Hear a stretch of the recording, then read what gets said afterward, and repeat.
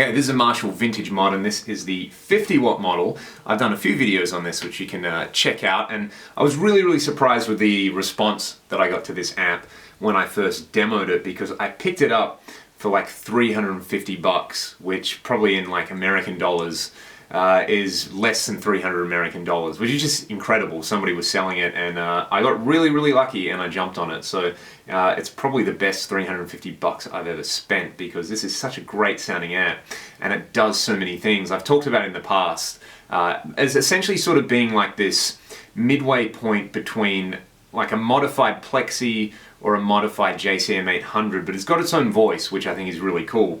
And lots of you guys out there have commented saying, you know, this is the best amp Marshall have made in a very long time, and I would probably agree with that. This and the original JCM 2000 DSL, they're classic modern Marshalls to me.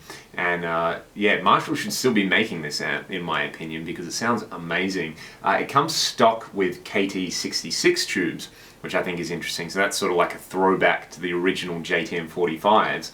But I blew my amp up not too long ago. One of the KT66s failed, and because I'm such a cheapo, I got my tech to put 6L6s in it instead, and I think it sounds really good with 6L6s. It's sort of got a slightly more aggressive character to it, which I like, a little bit more mid-scooped, which I'm digging with this amp at the moment. But the overview, I mean, it's really simple. There's a digital reverb that I never use, there's a master volume control, presence, bass, middle, treble.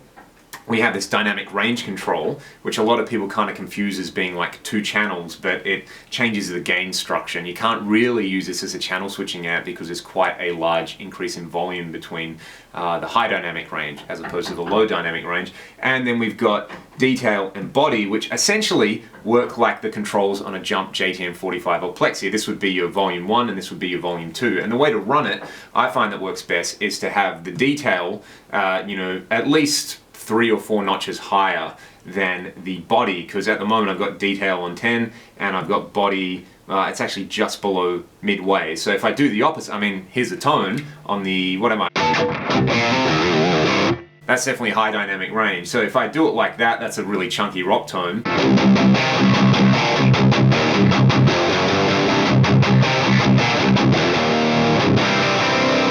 if I do the opposite, it kind of sounds muddy and disgusting.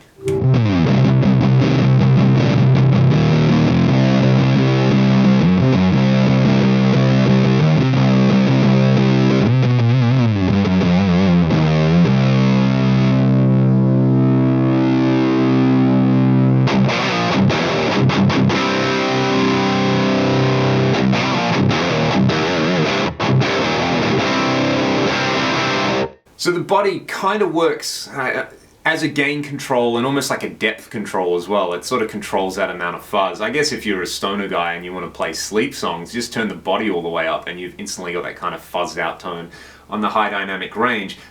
The thing that's really important with this amp that I find is the master volume needs to be probably at least about 5.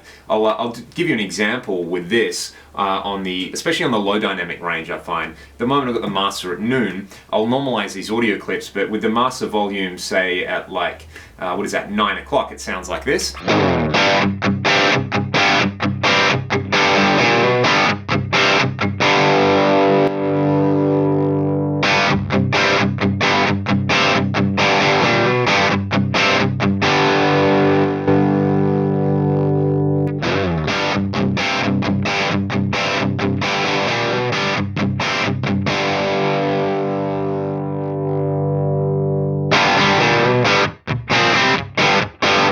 As you can hear, it kind of hits that sweet spot, I think somewhere around 5, maybe even, you know, just to push it a little bit, I might turn it up to 6. And then with the EQ, this to me is, I have no idea what the actual tone stack is like, but to me, it's definitely got that sort of 70s Plexi, even early 2204, 2203 kind of tone stack, where running the bass too high totally sucks. So if you get the bass at like, you know, 8, it sounds like this.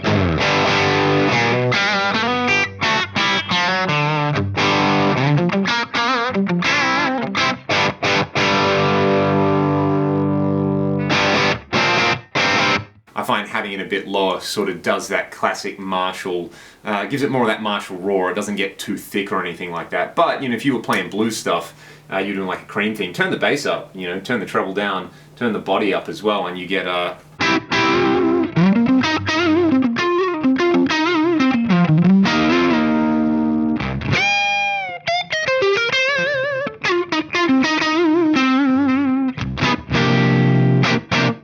it's really nice for that kind of thing. But personally, for me, I like sort of tight rock and metal tones, and I like the bass below 5. The mids you can crank, and the treble you can crank as well. I've got detail all the way up here, and on high dynamic range, this is just absolutely ferocious. Where's the presence at the moment? So I've got the presence just below 5 as well, and it sounds like this.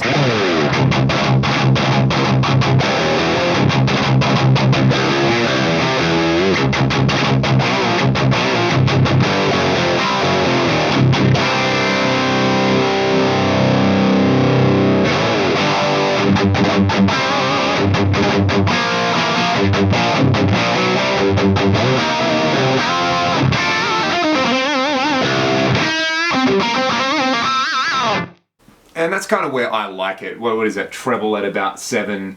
Treble at about 6, mids at about 7. I don't use the mid boost much, but if I am playing a Strat, I'll use the mid boost. So I'll show you guys that.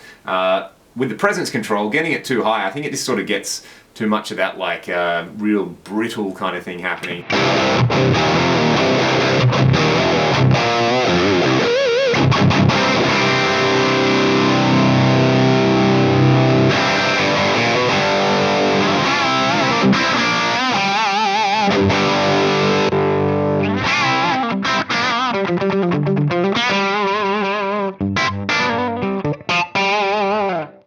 So that's how I like to use it with a like Les Paul style guitar or a guitar with humbuckers. This has a P90 in the neck, so it sort of does a little bit of both worlds. But those EQ settings for me are where I like to set it. That's where I think this amp kind of works best for what I like to do. Again, it's in between that sort of like Plexi JCM 800 territory on the low dynamic range, and then when you go to high dynamic range, it just sounds like a really good modded Marshall. So I think Marshall kind of did a good thing with this, where it's like, what are the most popular aftermarket mods? Let's just do them to a sort of Plexi 800 style amp, you know, stock. And unfortunately, I don't think a lot of people sort of got that. They were, you know, playing around this twin gain control thing probably just threw a lot of people, and the same thing with the dynamic range. So if Marshall ever revisit this and they did it as like a true 2-channel amp, where, you know, you could set the EQ and the volumes and there wouldn't be that massive volume jump, and maybe if there was, say, a depth control instead of the body control and just one gain control, it would sell better and people would understand what's going on. Even though now I know they're making the Origin series, which is basically just kind of like, you know, a straight up JTM 45 blues breaker kind of thing. But I would love if they put the vintage modern back out, either like this or sort of under a different guise. Maybe they could call it the modern vintage or something like that. Now, I did promise we were going to hear it with a Strat. So with the Strat, this is where the mid boost really comes in handy, because here is the stock setting on the low dynamic range, and then I'll switch to high dynamic range.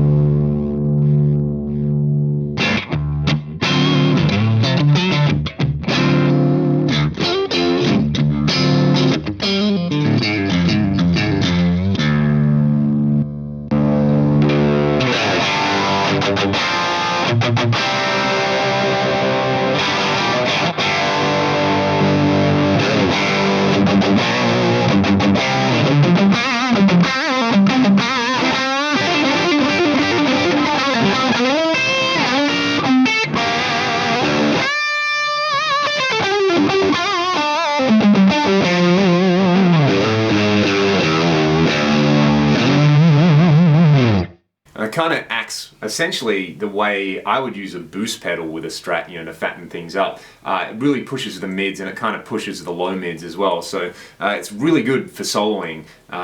again, Marshall, if you're listening to this and you ever reissue this amp, make that foot switchable so that people can use it like a boost. I really like that feature when playing with the Strat. Anyway, there is the Marshall Vintage Modern. That's why I love this amp. I think it is a real sort of diamond in the rough, if you will, and I hope that people buy these up and make it a classic Marshall, because it deserves to be so. Whether using it with a Strat or a Les Paul style guitar, and whether you're sort of playing, you know, blues, classic rock, or even if you're sort of playing hard rock and modern metal, this is a great amp to do that.